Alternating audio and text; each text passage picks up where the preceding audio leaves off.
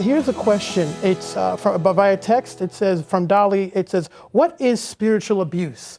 What is spiritual abuse? A heavy topic, but can we kind of hit something really quickly here? Okay, well, spiritual abuse can be thought of as someone who claims a spiritual authority and twists the Bible to fit their circumstance to the detriment of others. One example I would give is in Ephesians chapter 5 and verse 22, where some Christian husbands, some of us, we are really even guilty of that, sad to say.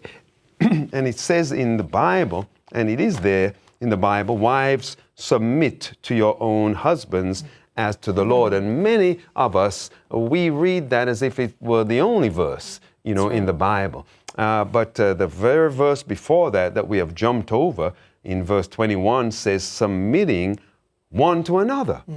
In the fear of God. And further on, it talks about husbands, love your wives as Christ, the sacrificial way that Christ loved the church. So spiritual abuse is using the Bible, as it were, as a club. Ephesians 6 says, fathers, it says, children, obey your husbands. Yes, but it says in verse 4, fathers, do not provoke your children to wrath. So do not use the Bible to be painful to other people. We're all equal in the sight of God.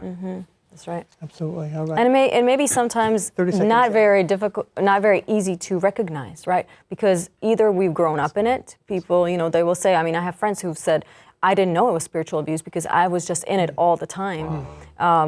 Or you marry someone and then it just kind of happens, and because you love the person, you're just not really sure where you're at. And so I think it is important for us to not be ashamed of asking and saying, hey, maybe this is not okay. Can I reach out? Can you help me? Just be honest, right? Actually seek the help. Well, that's a powerful reminder and something important for us to remember, that no matter what you're going through, please have a loving community around you and stay close to the Lord, and He will direct your path and prayer, and He's the one that can heal us all.